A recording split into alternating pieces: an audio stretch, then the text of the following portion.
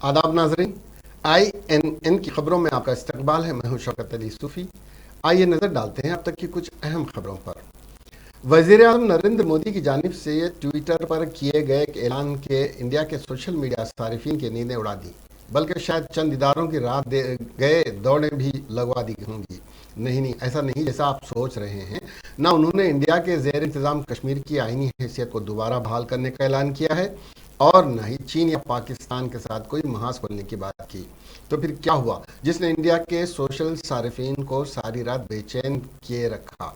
तो जनाब, इंडियन वजीर आजम नरेंद्र मोदी के ट्विटर अकाउंट से शनिचर और इतवार की दरमियानी शब पाकिस्तानी वक्त के मुताबिक तकरीबन 2:11 पर और 2:15 पर दो ट्वीट्स की गईं, जिनमें कहा गया कि इंडिया में बिटकॉइन को सरकारी तौर पर तस्लीम कर दिया गया है और हुकूमत ने बाकायदा तौर पर 500 बिटकॉइन खरीद लिए हैं, जिन्हें वो अपनी अवाम में तकसीम करेगी।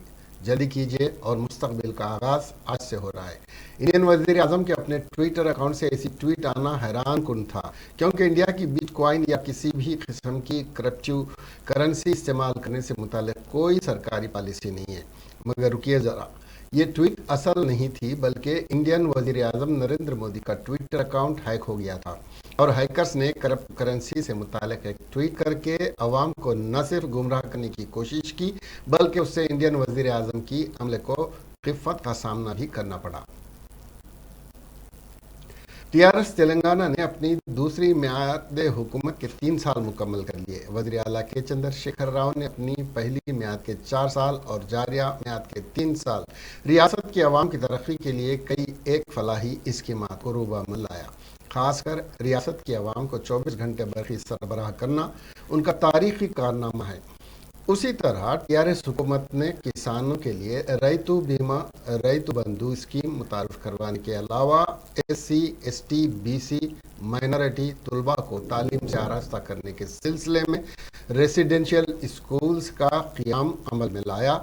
तो दूसरी तरफ KCR किट के जरिए नौमौलूद बच्चों की निगहदाश्त करने के इक़दाम किए, जहाँ वज़ीर आज़म के चंद्रशेखर राव ने रियासत के हर तबके की तरक्की के लिए काम किया है, लेकिन वज़ीर आला के चंद्रशेखर राव ने मुसलमानों से किया गया 12% तहफ़्फ़ुज़ात फराहम करने का वादा पूरा न करने की वजह से रियासत के मुसलमानों में बेचैनी देखी जा रही है। वाज़ेह रहे कि वज़ीर आला के चंद्रशेखर राव ने 13 दिसंबर 2018 को दूसरी मियाद के लिए वज़ीर आला के ओहदे का हल्फ लिया था। नायब सदर जमहूरियत हिंद वेंकैया नायडू ने तेलुगु यूनिवर्सिटी के 36वें सालाना तकरीब को तेलुगु यूनिवर्सिटी के ऑडिटोरियम वाक़ नामपल्ली में खिताब करते हुए कहा कि इंसान को चाहिए कि वो किसी भी ओहदे या रुतबे पर फायज हो जाए, उसे चाहिए कि वो अपनी मादरी ज़बान में बात करे। वेंकैया नायडू ने कहा कि मैं खुद अपनी मादरी ज़बान तेलुगु में बात करने पर फ़ख्र महसूस करता हूँ। नायब सदर जमहूरिया हिंद ने तेलुगु शायरों, अदीबों और कलाकारों को जिन्हें अवार्ड हासिल हुआ है, उन्हें मुबारकबाद पेश की। इस तकरीब में वज़ीर दाखिला मोहम्मद महमूद अली, नायब सदर नशीन प्लानिंग कमीशन विनोद कुमार और दीगर मौजूद थे। తెలుగు సంకల్పానికి తెలుగు విశ్వవిద్యాలయం ఒక చిరునామా. అందువల్ల ఈ చిరునామాను మనందరం జాగ్రత్తగా కాపాడుకుంటూ ప్రోత్సహించుకుంటూ దీన్ని మరింత వెలుగులోకి తీసుకొచ్చేందుకు ప్రయత్నం చేయడం చాలా అవసరం. ఈ విశ్వవిద్యాలయాన్ని ప్రారంభించేందుకు చొరవ తీసుకున్న కీర్తిశేషులు శ్రీ నందమూరి తారక రామారావు గారు గురించి ఈ సందర్భంగా స్మరించుకోవాల్సి ఉంది. ఎందుకంటే తెలుగు వారికి ఒక వెలుగు తెచ్చి తెలుగుదనానికి ఒక శాశ్వతమైన చిరునామాగా నిలిచి తెలుగు ప్రజల కీర్తి ప్రతిష్టలు ప్రపంచవ్యాప్తంగా చాటి చెప్పినటువంటి మహనీయుడు స్వర్గీయ నందమూరి తారక రామారావు. తెలుగు భాషను, సంస్కృతిని అభిమానించడమే కాక ఆయన ముఖ్యమంత్రి అయిన తర్వాత కూడా సాహిత్యాన్ని, కళలను, సంస్కృతిని పరిరక్షించుకోవాలనే సంకల్పంతో ఆయన చేపట్టిన కార్యక్రమాలు మరువలేనివి. ఆ సంకల్పం నుంచి మనం ఉద్భవించిందే ఈ విశ్వవిద్యాలయం కూడా. మన మాతృభాషను, మన సంస్కృతిని కాపాడుకోవాలనే సత్సంకల్పాన్ని ముందు తరాలకు అందించే విధంగా ఏర్పాటైన సంస్థ ప్రతి ఒక్కరికి ఆదర్శనీయమైంది. నాటి అవిభక్త ఆంధ్రప్రదేశ్ రాష్ట్రంలోనే కాక ఇతర రాష్ట్రాల్లో కూడా తెలుగు భాష యొక్క అభివృద్ధి, ఇతర దేశాల్లో ఉన్నట్టు తెలుగు వారి యొక్క అభివృద్ధి కోసం ఈ విశ్వవిద్యాలయం మరింతగా కృషి చేయాల్సిన అవసరం ఎంతో ఉందని సందర్భంగా నేను మనవి చేస్తున్నాను. సాహిత్యం, సంగీతం, నాటకం, నృత్యం, ఈ లలిత కళా అకాడమీలను, అంతర్జాతీయ తెలుగు సంస్థలను తెలుగు భాషా సమితులతో సమ్మిళితం చేస్తూ భాష కోసం ఒకే సంస్థగా ఏర్పడిన ఈ విశ్వవిద్యాలయం తెలుగు భాష అభివృద్ధి కోసం बीजेपी रुकन पार्लियामेंट निजामाबाद डी अरविंद ने मीडिया से गैर रस्मी बातचीत करते हुए बताया कि बीजेपी के असेंबली इंतखाबात 2023 के असेंबली इंतखाबात में कामयाबी हासिल करने की हिकमत अमली तैयार करने में मसरूफ़ है। उन्होंने बताया कि बीजेपी तेलंगाना में 2023 में इक़्तिदार पर फायज होने के बाद केसीआर ख़ानदान न सिर्फ रियासत बल्कि मुल्क छोड़कर फरार हो जाएगा, क्योंकि चीफ मिनिस्टर के चंद्रशेखर राव और उनके अराकीन ख़ानदान ने रियासत में 7 साल से इक़्तिदार का नाजायज़ फ़ायदा उठाते हुए बड़े पैमाने पर धांधलियाँ कर रहे हैं। डी अरविंद ने एक सवाल के जवाब में बताया कि निज़ामाबाद के 7 टीआरएस अराकीन असेंबली में से 4 अराकीन असेंबली बीजेपी में शामिल होने के लिए तैयार हैं और ये उनसे राब्ते में हैं। वक्त आने पर टीआरएस के कई अराकीन असेंबली बीजेपी में शामिल हो जाएंगे, उन्होंने कहा।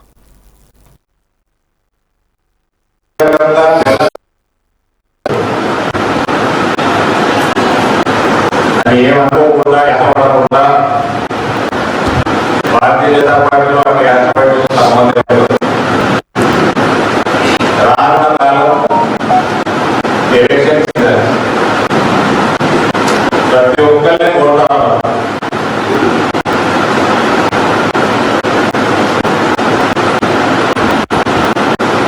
ఎలక్షన్ మోడ్ లో వచ్చే కేసీఆర్ ఆయనకి ఈ మధ్య డెస్పరేషన్ పెరిగిపోయి ప్రత్యేకంగా ఉద్యోగం ఓడిపోయినాక భారతీయ జనతా పార్టీ కేంద్ర నాయకత్వం ఏ రకంగా తెలంగాణ పైన దృష్టి సారించిందో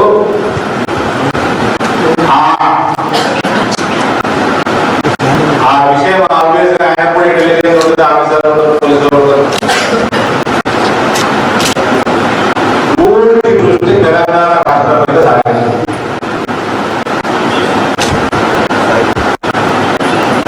ఏ పరిస్థితుల్లోనూ కూడా తెలంగాణలో మోడీ గారు, అమిత్ షా గారు, నడ్డా గారు వీళ్ళు తెలంగాణలో ప్రభుత్వం ఏర్పాటు చేస్తారు.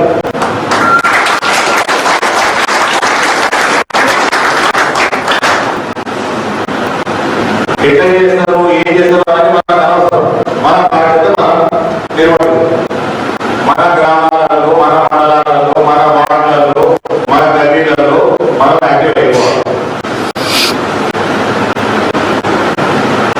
గత 4.5 సంవత్సరాల ముందు నేను జాయిన్ అయినా, నా తర్వాత అనేక మంది జాయిన్ అయ్యారు.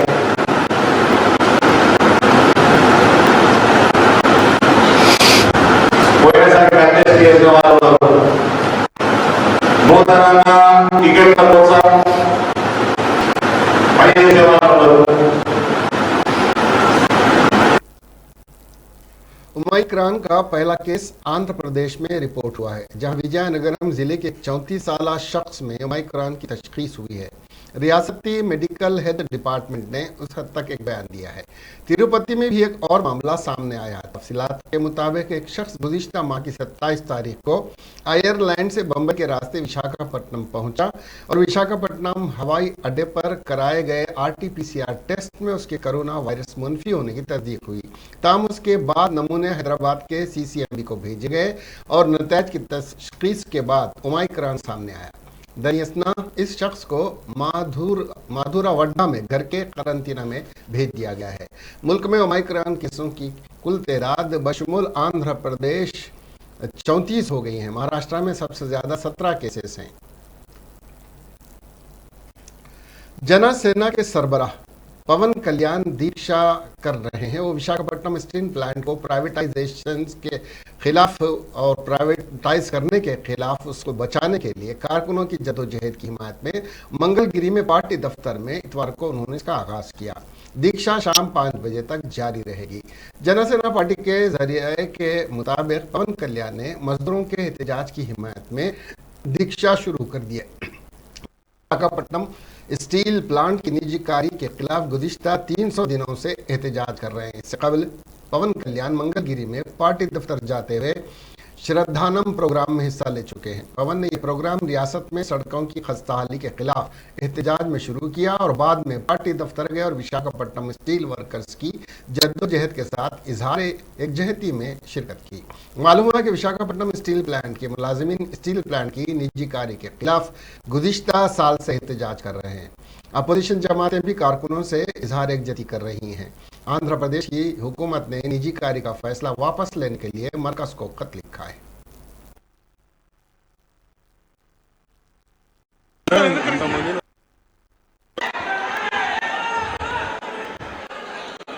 విశాఖ ఉక్కు కోసం దీక్ష చేపడుతున్నటువంటి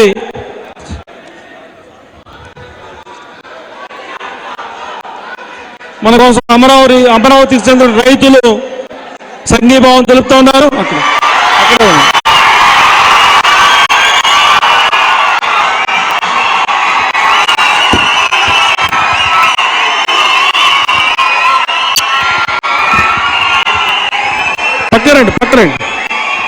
పక్కకి రండి ఎదుగు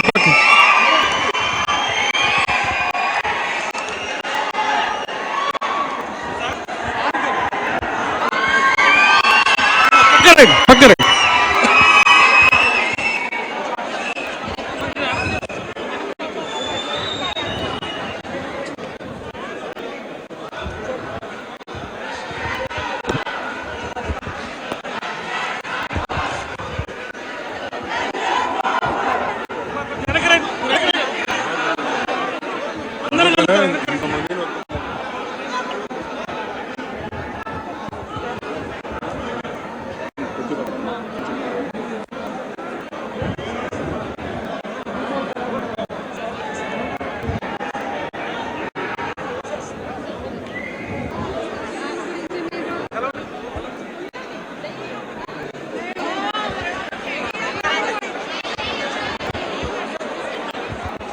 బాబు కొంచెం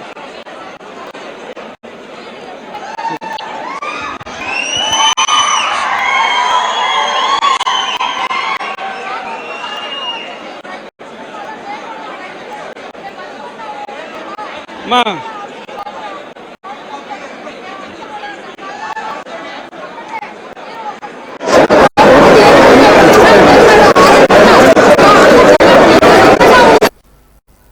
एक खौफनाक सड़क हादसा मेडचल जिले के दुंडीगल पुलिस स्टेशन हुदूद में पेश आया, जहां बोरामपेट में कोका कोला कंपनी में खड़ी लारी से एक कार टकरा गई। हादसे में 3 नौजवान मौके पर ही हलाक और दूसरा शदीद जख्मी हो गया। ये सभी मुबैना तौर पर निज़ामपेट में रहकर नौकरी की कोशिश कर रहे हैं। मरने वालों की शनाख्त विजयवाड़ा के चरण और एलूरू अजला के संजू और गणेश के बतौर हुई है। जख्मी अशोक इस वक्त सोलाराम के एक अस्पताल में जेर इलाज है। पुलिस ने कहा कि वाक़े के वक्त चरण कार चला रहा था और उसे शुबा है कि तेज रफ्तार रही लारी के हादसे की वजह है। एक चौंका देने वाला वाक़या विशाखापट्टनम में रिपोर्ट किया गया, जहां बीच रोड पर एक कार ने लोगों और दीगर गाड़ियों को टक्कर मारकर तबाही मचा दी, जिससे एक पैदल चलने वाला मामूली जख्मी हो गया। तफसीलात में के मुताबिक वो एक शराबी जो गाड़ी चला रहा था, सुबह के वक्त गाड़ियों का दाखिला न होने के बावजूद बीच रोड पर घुस गया और गाड़ी के साथ हलचल मचा दी।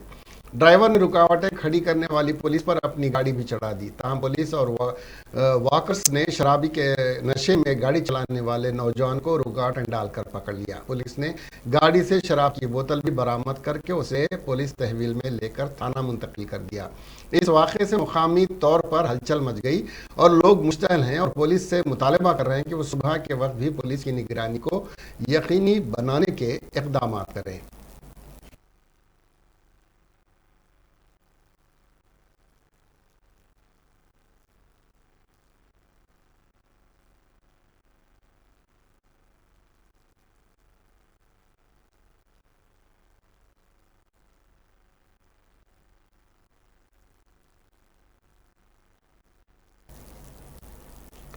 हैदराबाद में एक दर्दनाक वाकया पेश आया जहां एक डॉक्टर ने ग्लूकोज की बोतल में जहर का इंजेक्शन लगाकर खुदकशी कर ली। ये वाकया जो हाल ही में मंजर आम पर आया है, एसआर नगर पुलिस स्टेशन के हुदूद में पेश आया।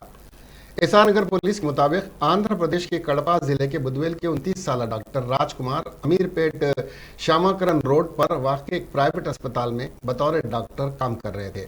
इस पस मंजर में डॉक्टर डी के गौड़ा एक किराए के मकान में अकेला रह रहा था। ताहम उसने जुमा को एक दोस्त को फ़ोन किया और कहा कि वो ठीक नहीं है।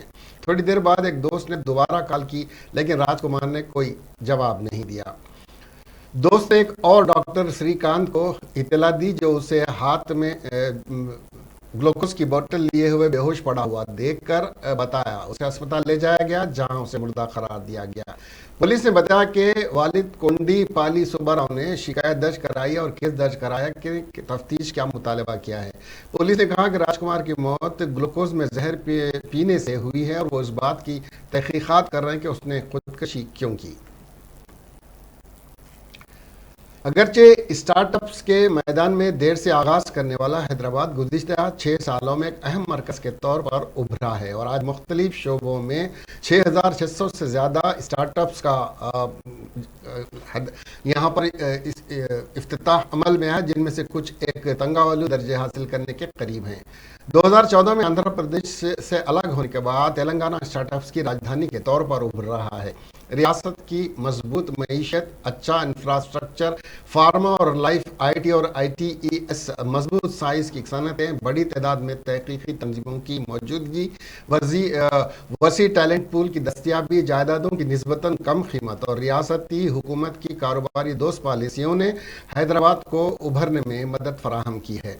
मुख्तसर वक्त में स्टार्टअप्स के एक बड़े मरकज़ के तौर पर इस साल सितंबर में हैदराबाद में आलमी सतह पर उभरते हुए टॉप 100 स्टार्टअप्स एक 100 सिस्टम की फहरिस्त में जगह बनाई है। ग्लोबल स्टार्टअप इकोसिस्टम रिपोर्ट की तरफ से दी गई दर्जे बंदी ने तेलंगाना को फंडिंग में टॉप 20 एशियाई माहौलियाती निज़ामों में शामिल किया है और सस्ती हुनर की बात करने पर टॉप 15 इलाकाई माहौलियाती निज़ाम में शामिल किया है। टी हब के साथ शुरू होते हुए जिसने 6 साल में कबल हैदराबाद की स्टार्टअप सफ़र का आगाज़ किया था, इस शहर ने एक मजबूत स्टार्टअप माहौलियात की तामीर करते हुए जिद्दत तराजी और इंटरप्रेन्योरशिप को फ़रोग़ देने के लिए इक़दामात का एक सिलसिला देखा है।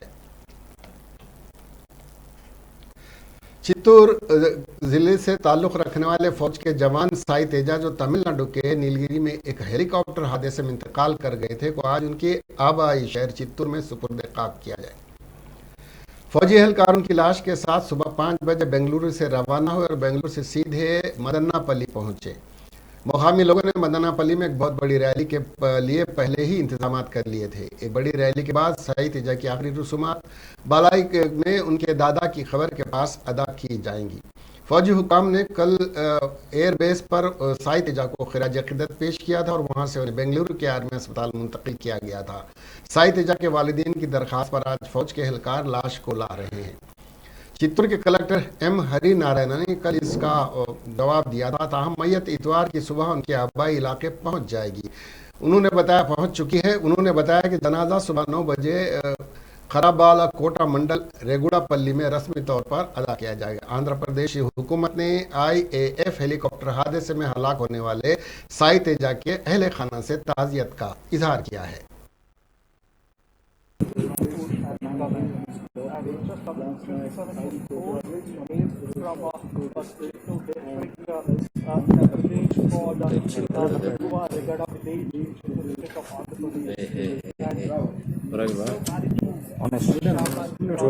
LCD ಬರ್ತದೆ ಪರವಾಗಿಲ್ವಾ?